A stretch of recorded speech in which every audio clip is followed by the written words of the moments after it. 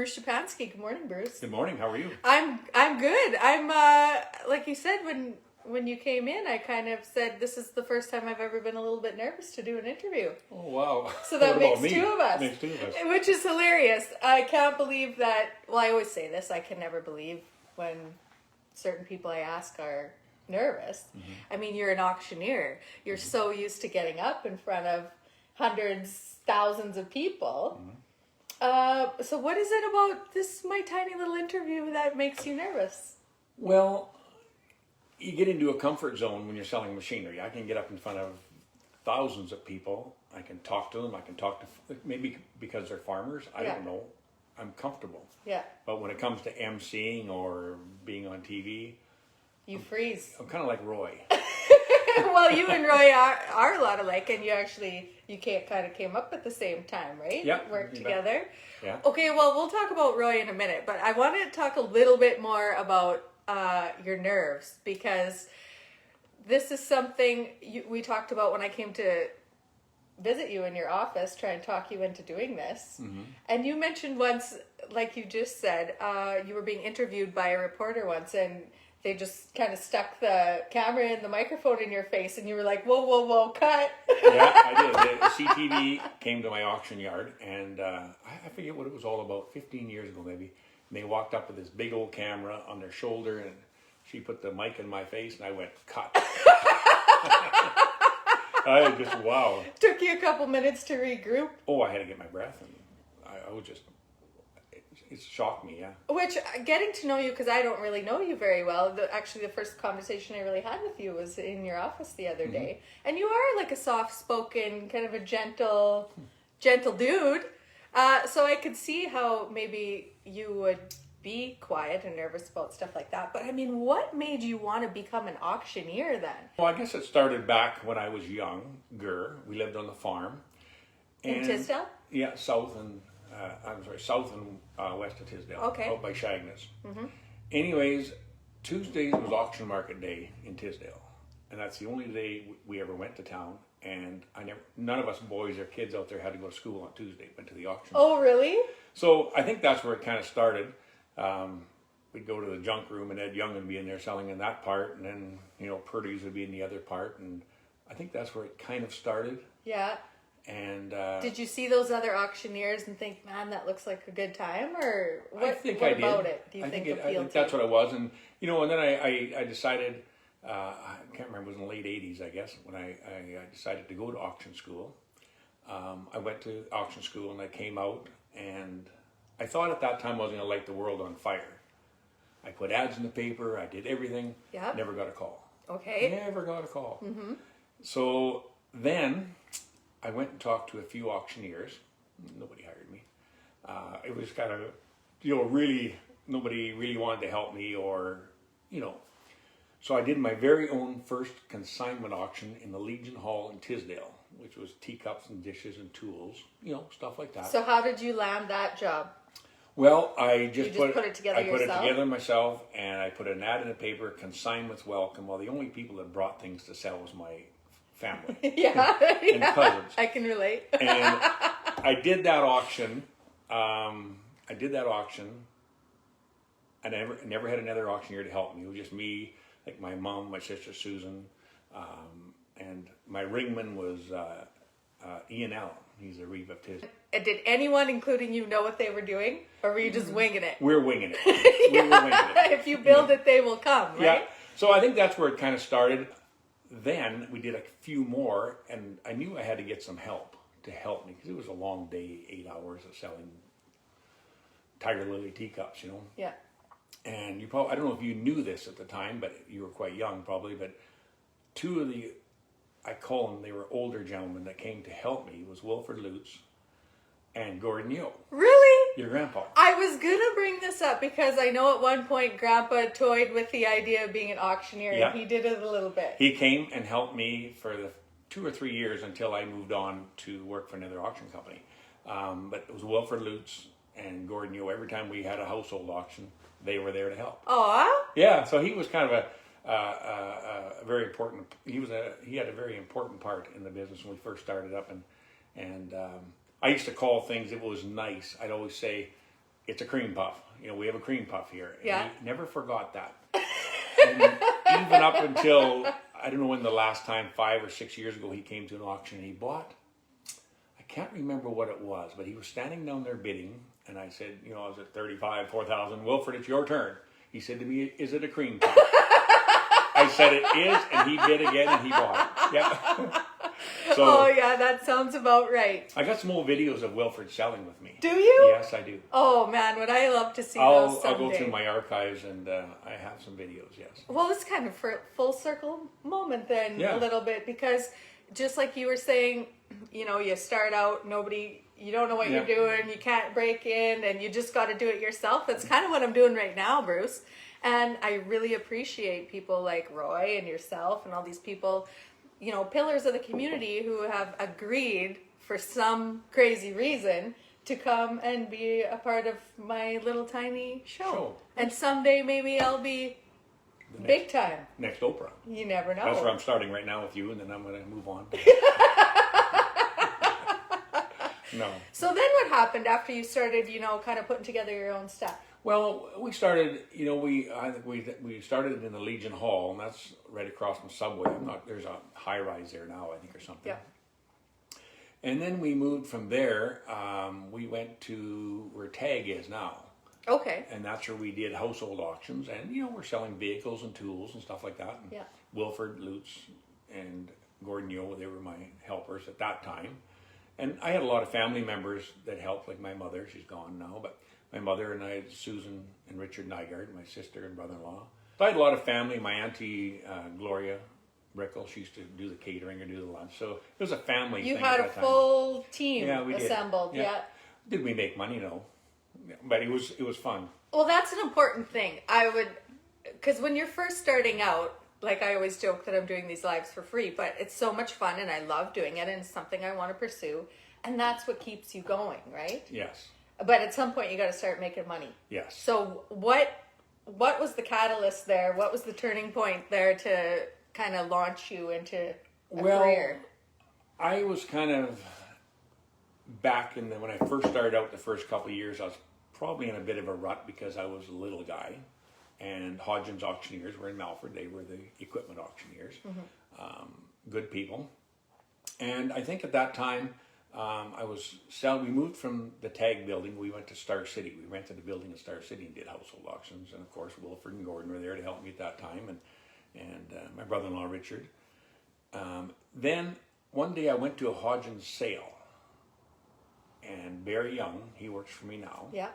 He was there and they needed help. He knew I was an auctioneer. So you were just there as a spectator. A spectator, okay. And he said, "You want to work?" And I said, help us out for that day. And I did. And I was there for 7 years, maybe 6, 7 years. So after that first day, they were hired like, me. "Yeah, Yeah. you got to show them what I your could do. stuff." Yeah. So then I stayed on there for, I'm not sure if it was 6 or 7 years. So and I learned a lot from them. I mean. So I have a question then. Why did you not approach Hodgins earlier about working for them, or had you? No, I never did, because I think I did phone Billy I think I did phone Billy at one time, and Billy said, "I don't do the hiring." He says, "I just go along and do the auction sales." Yeah. And that's as far as it ever went. Yeah. So I don't know, I just never did. Really. And did you just kind of want to build your own thing? Yeah. After I was there for 6 or 7 years, I decided to go on my own, and I came back to Tisdale in 96, maybe. I was still living in Tisdale, and I came back and I started up a small auction company, and we just kind of seemed to blossom from there. Mm-hmm. And people in the Northeast accepted me, and we started getting equipment, and over the years, we were doing all right. You know, we were doing good. And then when Hodgins, back in, I think 6 years ago, when they shut down, you know, everybody was getting older and retired and shut down, then some of their guys came to work for me and some of their ladies, and Yeah. we've been doing good. That's amazing. Well, everybody knows what a great business you have built now, but I think it's important for people to realize, you know, it's not something that just happens overnight. Like you talked about going to auctioneer school. So what was the period of time then from when you went to school to when you started doing the auctions for yourself and then actually started making money, even working for Hodgins or whatever, started making money doing what you wanted to do? It was probably 8 or 10 years. Yeah, so it's You a know, long it's a long process. process. It's nothing that just happens. Like people think auctions just happen, and you know, we've talked about that, Barry and me and Dawn, and it just doesn't just happen. There's a lot of work behind the scenes. The girls in the office, the entering this. There's just so much work. A lot of involved. moving parts. A lot of moving parts. Yeah. And I have a great team behind me, right from everybody. Yeah. And without a great team, it's pretty hard to do anything. So did you find, like, because you said you were doing it on your own for a while, you weren't making any money, so did you find that when you went to work for Hodgins, then you kind of got a better handle on all the back end stuff and all Yes. the moving parts, and that was Yes. kind of more your education, maybe even more than auctioneer school? Oh yeah, much more. Yeah. They were great guys to work for, and I mean, it was there was such a, I can't even start naming everybody that was there.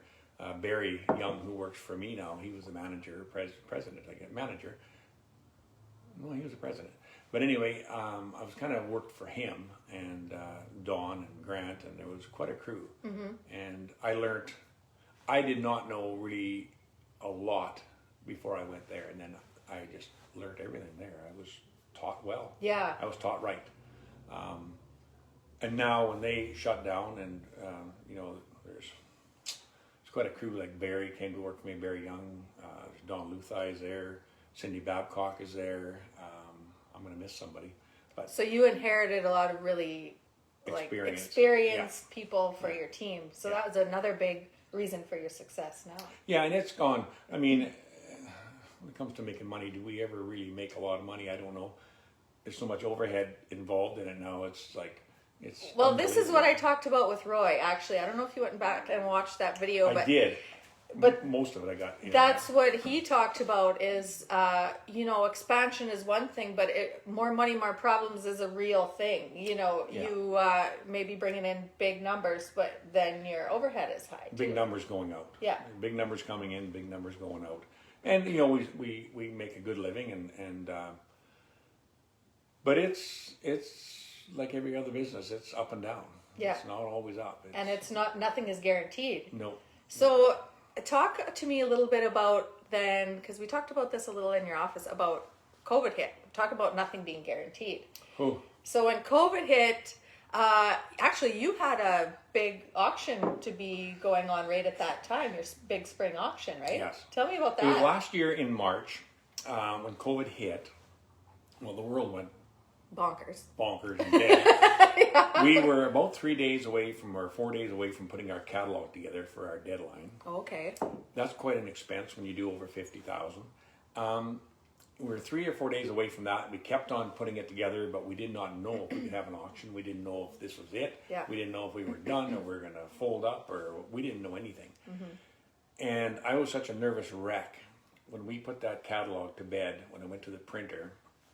Because you had to make the decision, we're doing this, regardless. And we didn't know if we could even have an auction. Well, I guess we knew we could do timed auction, but I was so nervous. I went home that day and I was sick. Really? And I thought I actually had COVID. I was so sick.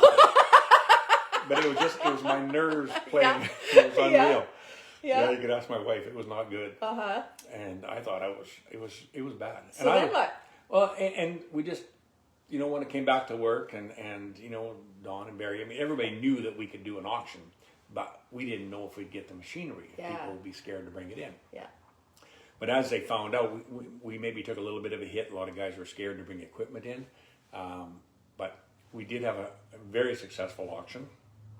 And prices were probably 20 to 30% higher than any other year. And that's the way it'll be. It's just going with the online and the timed. The buyers are unbelievable. It's just, things are going well. Well, yes. So now that you've had to transition to more of an online business, Yes. and you mentioned that you will likely keep it that way. Yes, we do. There's timed online, like a timed auction, which is, it opens on a Tuesday and closes the next Tuesday. It's a whole week. People can go on and bid. Okay. Everything starts at $1 and goes up to 100,000 or 10,000, whatever. There's also a live online, which we'll probably do in the spring. Barry and I will drive up and down the roads like we always did, selling equipment, and very few people there. It's mostly internet bidding. It's just bang, bang, bang, bang, and we're just selling to a computer. So there's 2 or 3 different ways of doing it. So we were adapted to it before this started. Yeah. But now it's massive. Now, now it's a necessity. It is. But it does change the way that you as an auctioneer sell. Yes. Does it not? Yes. So tell me a little bit about that, because you mentioned a little bit about tactics and things that you've learned, strategies to get a good sale. And I found this fascinating. Well, when you're selling, and a lot of us guys that have been in the business for 30 plus years or 20 years or whatever know this, but you can get an auctioneer up there and he can sell. Sure, he can sell, 25, 30, 35, and keep on going and just say sold. But once you've been up there long enough, you can read people. And if you got a bid of 30,000 looking for 35, say, and you can pretty well tell they're going to bid again. You don't chase them up, you don't run them up. You tell a little story. Yeah. You talk about the equipment and gives them Call time it a cream puff. Or call it a cream puff. If your Uncle Whipper was there, he would bid. Yeah. But you can always tell when people are not done bidding. If they walk away, we call it very impolite to do. It's very impolite to do that, but they still do it. Yeah. But it's just a joke. But if they're sitting there thinking, talking to their wife or talking to their brother, you just got to give them 30 seconds. So you've learned how to read body language. Yeah. Well, I actually this morning, because I was a little bit nervous because this is Bruce Schapansky, everybody wants to hear what Bruce Schapansky has to say. Right. I was like, because normally I don't prepare for an interview. We just talk and chit chat. But I thought I gotta have something prepared. So I actually Googled what makes a good auctioneer, and I'm gonna read you what Google says, and I want to hear your take on this. The modern day auctioneer is confident, entertaining, assertive, and above all else, a great communicator. The best ones make it look easy and have fun with it. The greatest auctioneers ooze confidence, not arrogance, and use their charisma and personality to create excitement, drive bidding, and command the attention of the crowd. Would you agree with that statement? Yes. So at what point did you feel that you had become a good auctioneer? It took years. It doesn't happen in 1 year or 2 years or 3 years. I'll tell you, the very first time I got to sell a large piece of equipment, we were out in Alberta doing a dealer auction. I was working for Hodgins. Okay. And at that time, I was always the guy that sold the one-bottom plows and the little 3-point hitch equipment. We're going down the row. I was selling, and we came up to an 875 versatile tractor. And I went to get out of my chair to let Grant take over. He pushed me down and said, "Sell it." It was like, oh my God, really? I didn't know what to do. Yeah. And that kind of broke the ice. Yeah. And that is exactly right. When you're selling, you have to have fun with it. You've got to play with the people a bit, be serious. Because you are an entertainer. Well, when you get, At some... Kind of we are, yeah. Because you want to keep people's attention. Yes. Yeah. And we do. And we're kind of fun to be around. I always say when we're having an auction, I think people miss that.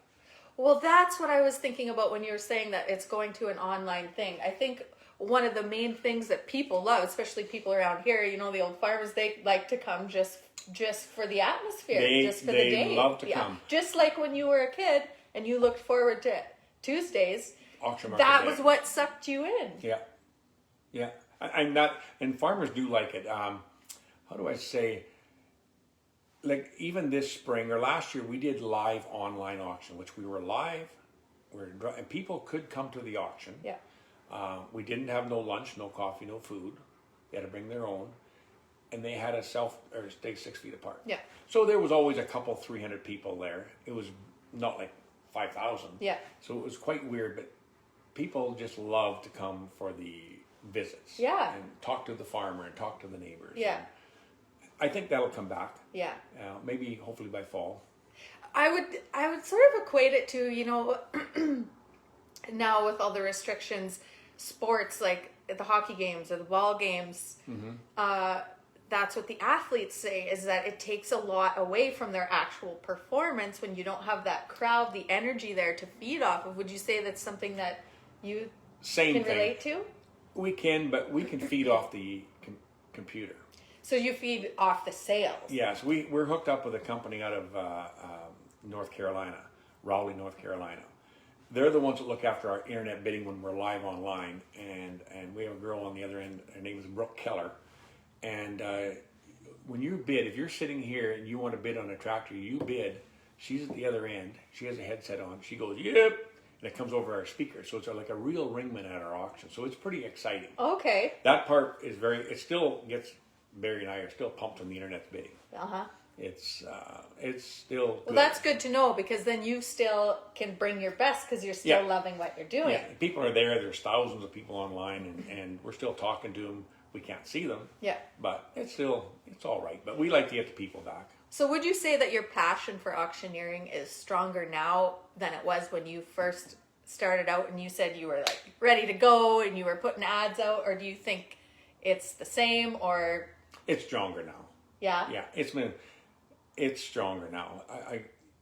It just is. I don't know how to explain it, but the people, like I got to know tens of thousands of people. The relationships that you've created, and even just the people that you mentioned that, not your customers, but the people that you worked with too. Yeah.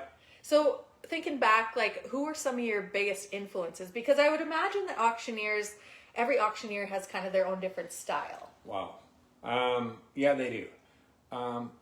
Who was, like, tell me about when you were a kid and you watched these other auctioneers and you thought, I want to do that someday. What was it about their style that made you think, yeah, that looks fun? I'm trying to think who. That's a long time ago. You got a brain like a steel trap. Oh yeah, sure. you have no idea. With a hole in the bottom of it. As a young person, growing up, like when my wife and I got married, it's quite a while ago too. But anyways, we used to go to the Tisdale auction market. We bought all our furniture there. Like we'd buy a couch for $5 and a fridge for $10. Yeah. And I think Ed Young was the auctioneer there at that time. Ed used to be from Sylvania, south of the tracks. And there was him, and there was, I can't remember the other guys that were there. And that's when I first started going, that's who was there when I was a kid too. The same Purdy's were there, and I just can't remember everybody. Yeah. But I don't know who to say I really looked up to. I don't know if there's any one. What are some different styles that you noticed? Like, can you remember certain tactics or certain things that different auctioneers I probably would do? learned a lot from Grant Hodgins. Okay. For what reason? Like, what was his style? He was a great auctioneer. I mean, there's no doubt. Grant was one of the best. Yeah. And Billy Hodgins. He had his style. I learned a lot from Billy.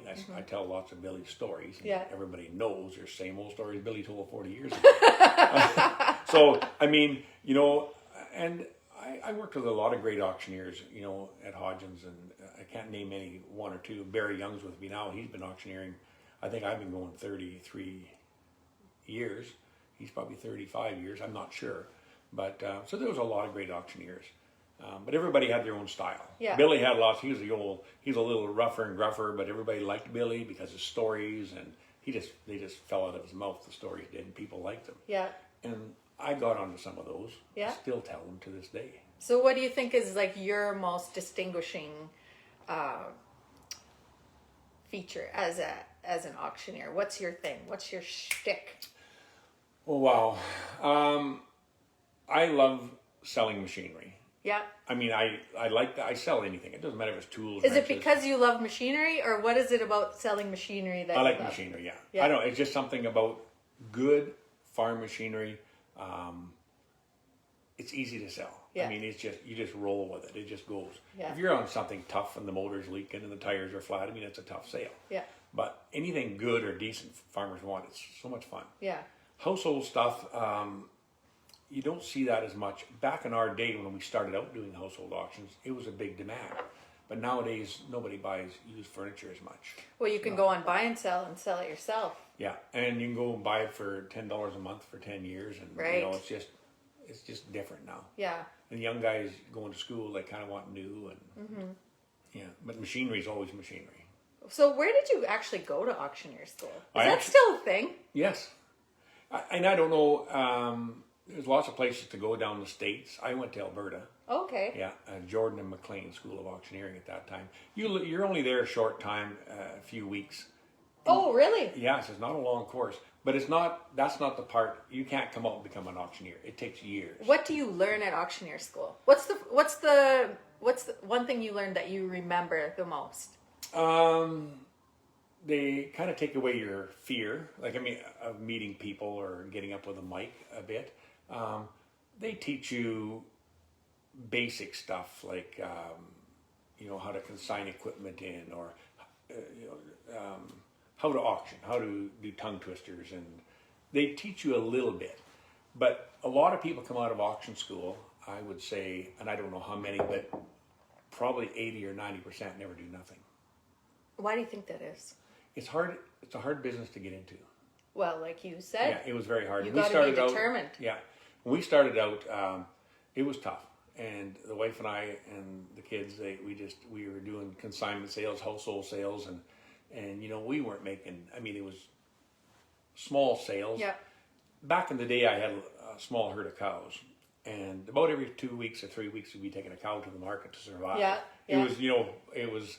We just weren't, but I just kept on and on and on and persistent, and it finally paid off. Lucky for you, your lovely wife stuck with you through all of that. Yes. So tell me about that, because this is something I mentioned with Roy too. It's always nice to see not only like successful business and good people owning the business, but that you and your wife stay together and are so in love still. Like, I just melt whenever I see you put a post on Facebook, because it's so nice to see. And like, was she with you right from the get-go? The get-go, like even when you went to auctioneer school? Yes. So she stuck with you through all the years of auctioning off teacups and not making any money. Yep. That's true love.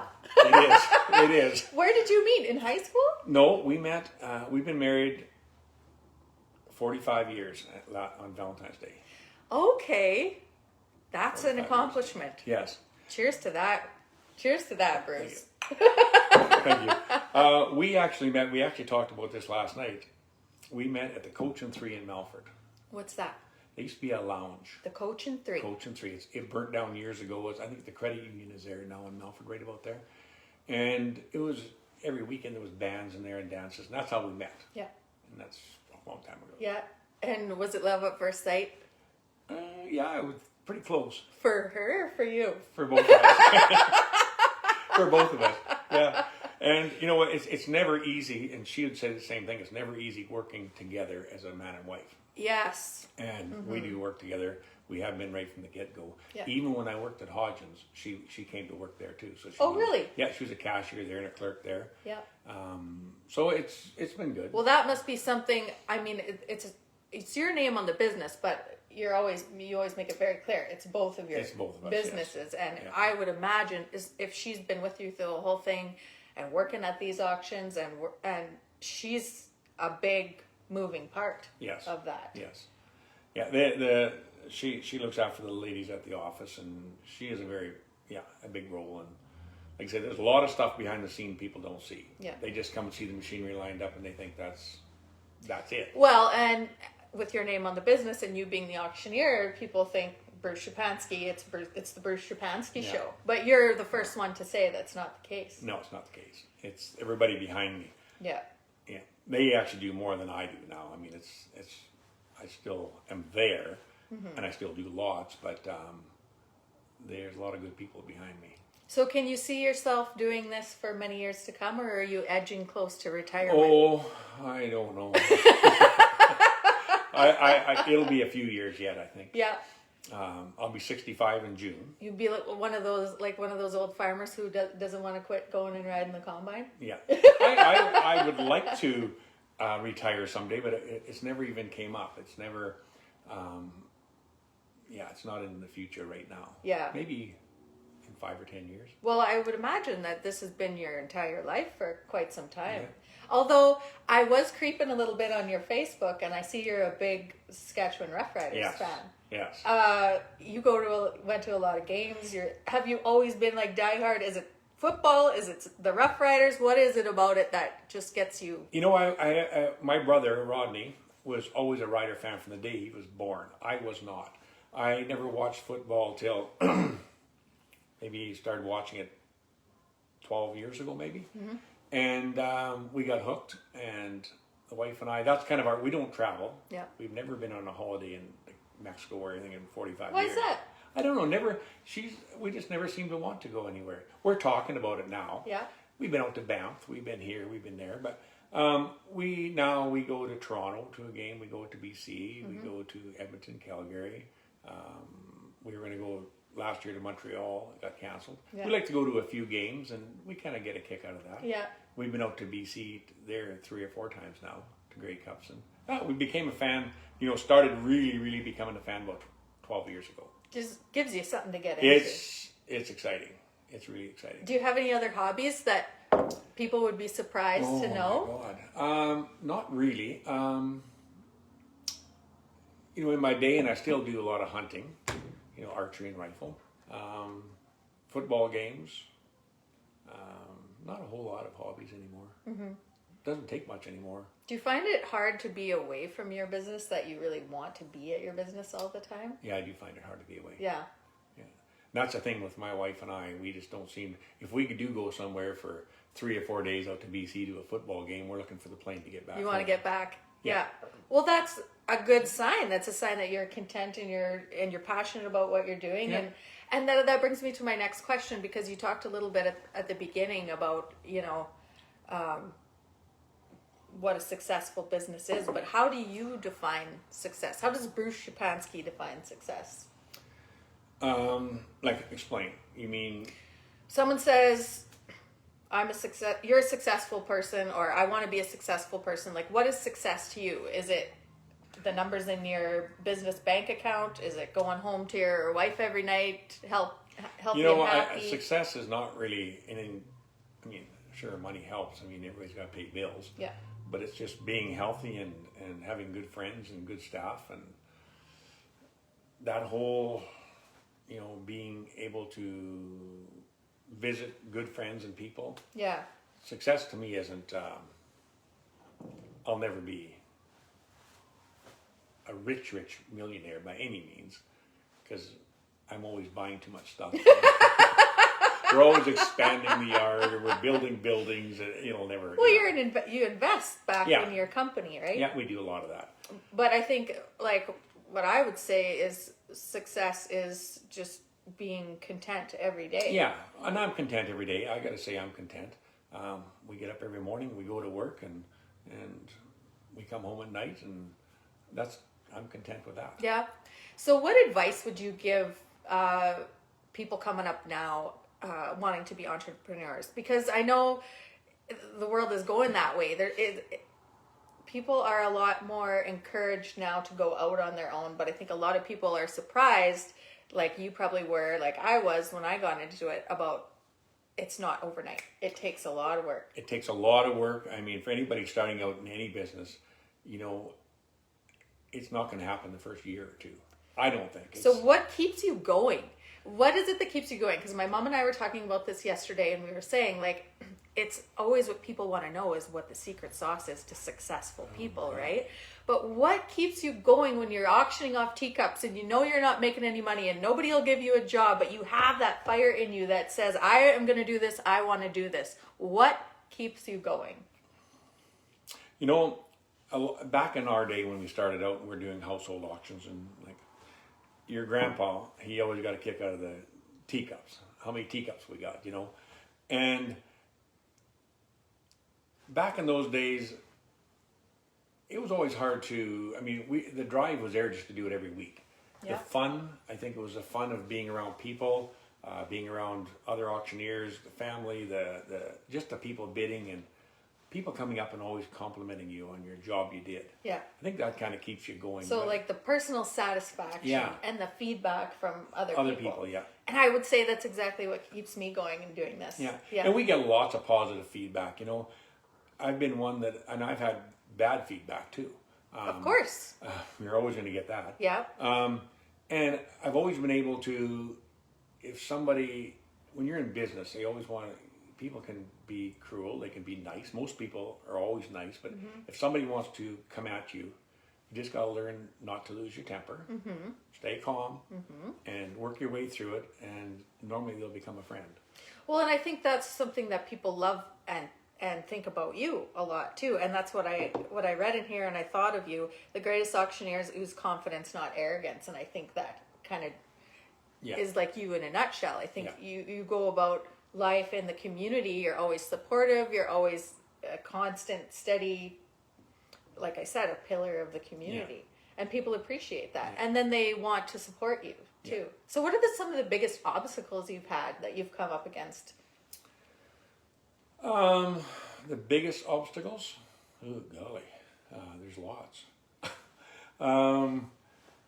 You know, when you're growing your business. Like when I did start up back on my own, we rented the old, where the co-op, Beeland Co-op is now, the Home and Agro.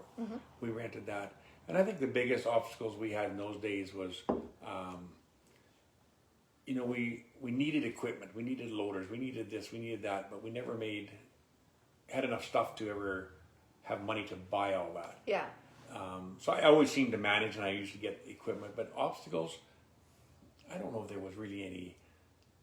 There's obviously nothing that held you back. We just kept going. Yeah. You know, we've had lots of years that we were, you know, it was slower, and, you know, you're fighting to stay afloat, and you always did. We always made enough money to pay the bills and do this and do that. But it's like any business, it just doesn't happen overnight. And it's not going to happen overnight.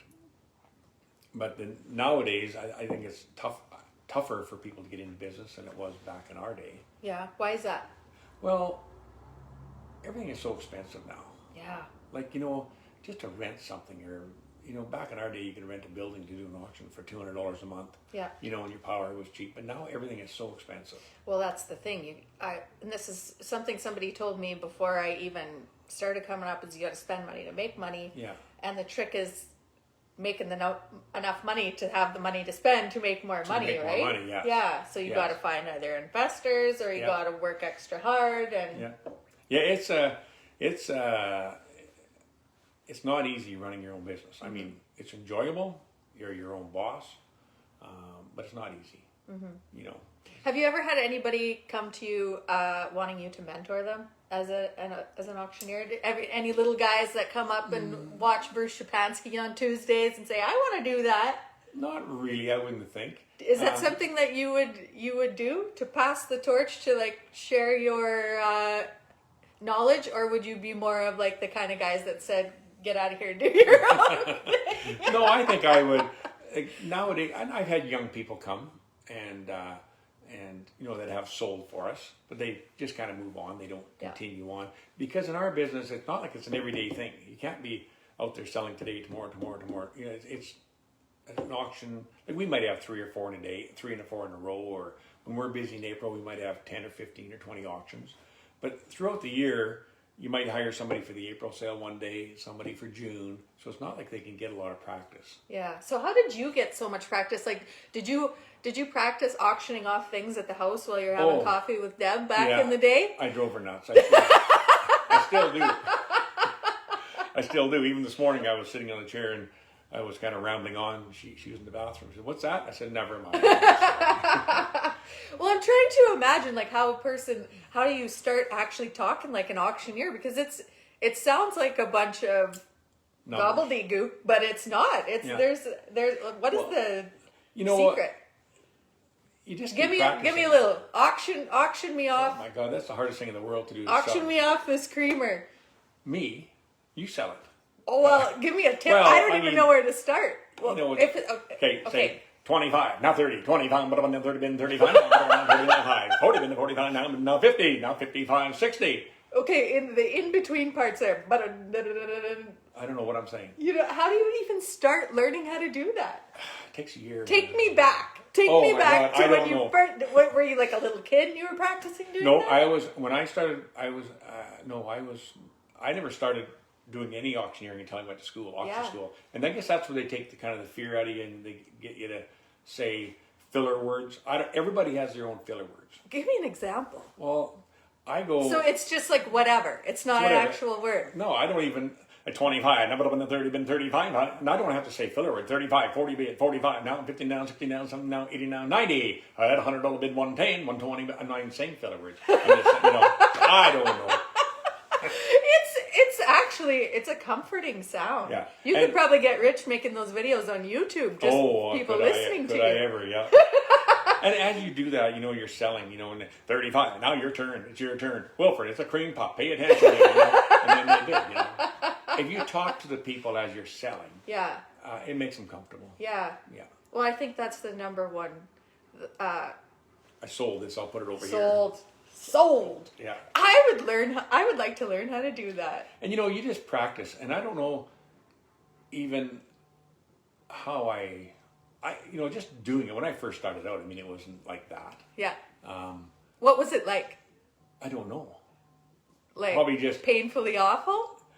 Yes. Give me an exact. I'd have to go back on my, I'll find a tape of your grandfather and me selling at an auction sale. I would love to see that. And that's when I first started. So I got a whole pile of tapes, like very young. My sales guy there, an auctioneer. He was a pilot back in the day. So when I worked for Hodgins, we used to fly around all the time. Yeah. And he was the pilot and I would be the passenger.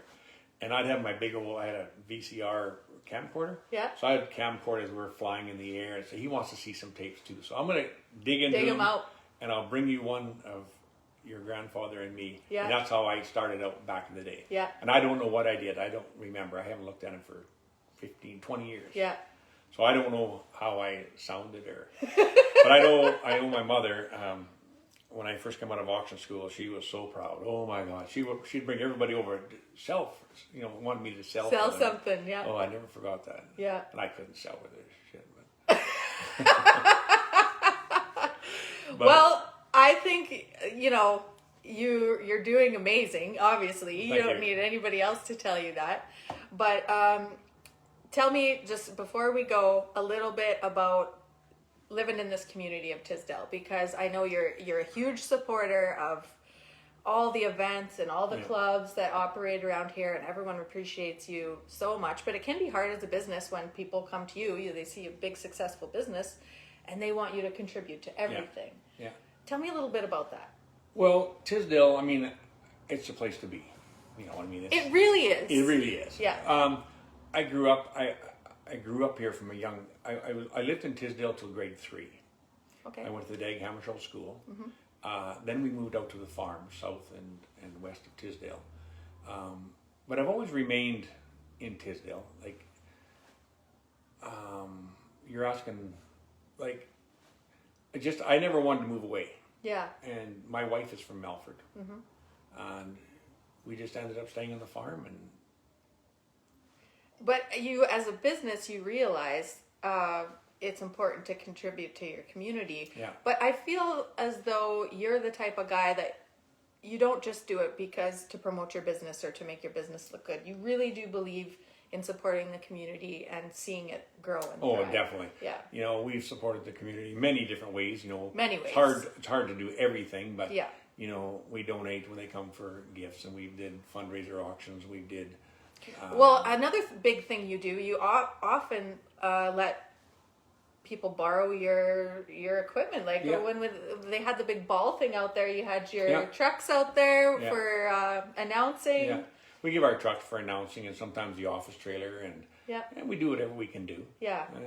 And you had the grad, big grad out at your. Tell me a little bit about that, because I think people would be really surprised to hear how nervous you were to be the MC at the grad in ceremonies. 2020, the grad committee came to me because they could not have grad in town. Yeah. Wanting to know if they could use our facility, our yard, our shed, I think we had our PA systems and everything there. And I said, sure. They came out and looked. They measured everything up. People could park. You had the perfect setup. They had a stage. They had big screens. They had everything. And everything was great. And then I don't remember who it was, Laurie Samita or Leslie Irving approached me about being the MC, and I was like, me? MC? Well, it seems like an obvious choice. I know, but oh my God.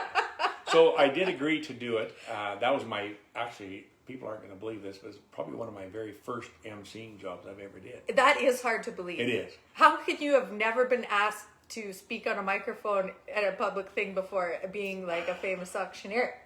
I've probably been asked and turned it down a few times. Really? Yeah. Hey? And I can do it, but I'm more comfortable as an auctioneer selling than I am emceeing. Right. But I did a eulogy at a funeral a couple of years before, and then I did the emceeing. So I kind of broke the ice a bit. Yeah. And like Roy said, we're comfortable in our own zone. Yeah. Farmers come in. That's your wheelhouse. It's my wheelhouse. That's Yeah. perfect. But no, it was they had it set up. I got pictures of it. It was beautiful. They did a good job in the grad, and all the parents and grandparents all parked in cars, and they had all the parking marked, and it was really good. It was awesome. I really enjoyed it. Yeah. After I got up there, I felt like. Were you very nervous? Like once you got up there, did the nerves not subside till you were done, or did you kind of just? After I was there for a minute, well, everybody left me, and I was like, "Where's everybody?" They're all went to their cars. In their cars. So I did. It was fun. I enjoyed it. I think they're going to do it there this year again, if need be. If need be, it's there for them to use if they want. If something else comes up, that's fine too. But I enjoyed it. It was a lot of fun. Yeah. And it was, would you do it again? Yeah. Yeah. I would now. So you're constantly still nearing retirement, still breaking yourself out of comfort zones. Yes. Today being case in point. There we go. And it wasn't so bad, was it? No, it never hurt. Coffee was good. Coffee's good. Coffee's great, yeah. Well, Bruce, I really appreciate your time. I know you're a busy guy, and I appreciate you being willing to come on and break out of your comfort zone and help a little guy trying to come up on her own. Yeah, perfect. I appreciate that. And I know the community really appreciates everything that you do as well. Thank you. So thanks for coming out. And maybe we'll have you on again someday. Sure. Now that you're broke in. Yeah. Cheers to that, Bruce. Thank you. Have a good day. You bet. Thanks.